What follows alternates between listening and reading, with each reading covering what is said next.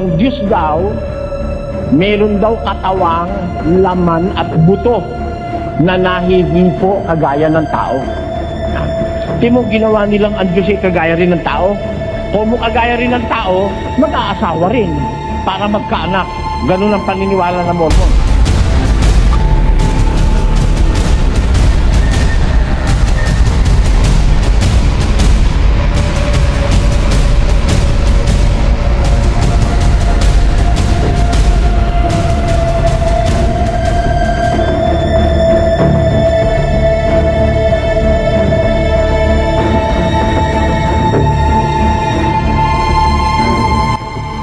Nahihiya ako yung paniniwala ng Mormons eh.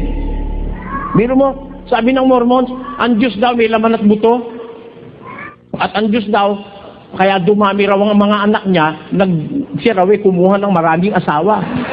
Basahin natin. Yun yung sinasabi ng mga Mormons. Paano ka ngayon maniniwala pagka ganito? Pati nyo, babasahin ko sa inyo. Dito sa Doctrines and Covenants. At ito po ay sabi, dito po sa Doctrines and Covenants sa section 130 verse 122 o sa verse 22. Eto, babasahin ko. The Father has a body of flesh and bones as tangible as man's. Ayan. Ang Diyos daw, meron daw katawang, laman at buto na nahihipo kagaya ng tao. Ayan. Di mo ginawa nilang ang Diyos ay kagaya rin ng tao? Kung kagaya rin ng tao, mag-aasawa rin para magkaanak. Ganun ang paniniwala ng Mormons. Ngayon, gaano karami ang kanilang pwedeng mapangasawa, yung mga Mormons? Babasahin ko ha. Tanyo ha.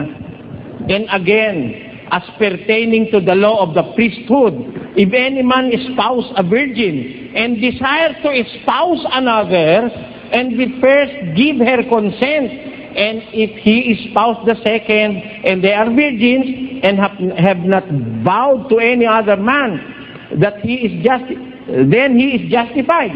He cannot commit adultery, for they are given unto him. For he cannot commit adultery with that belongeth unto him, and to no one else.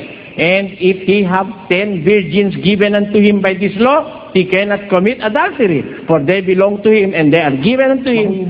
Sa virgin ang walang ya. Di ba, ano? Biro mo katarantaduhan itong turong ito. Sino may turong nito? Si Joseph Smith. Ilan ang asawa ni Joseph Smith? Basahin natin kung ilan. Pakinggan nyo ha, mga kababayan. Eto. Joseph Smith. Eto, Mormonism seeks to reduce God to a carnal plane and even ascribes to him human methods of reproduction fully in keeping with the immoral and polygamous characters of Joseph Smith and Brigham Young, who had 48 wives and 25 wives respectively, and the latter 56 children. Tamo, 48 pala asawa ni Joseph Smith. So, sa Biblia, pakinggan nyo, payag ba ang Diyos na ang ministro, 48 asawa? Basa. Dapat nga na ang obispo ay walang kapintasan. Asawa ng isa lamang babae. Ika nyo, ilan ang asawa ng ministro ni Kristo, ang obispo? Isa lang. Si Joseph Smith, 48. Ay, batayang wala sa Biblia. Parang ganito. Mare, alis na kami. Bakit? May appointment pa kami. Mare naman. Kakakain-kain lang. Hindi pa kami tapos kumain eh. Mahuli kami. Mamaya na.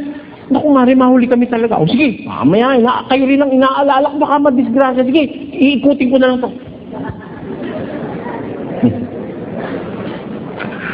Ba't gano'n? Ay, pala ayaw pa alisin. Kumakain pa sila eh. Masama raw yung umaalis ng kumakain.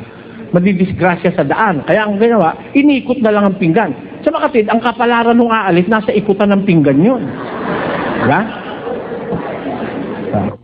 Tanong,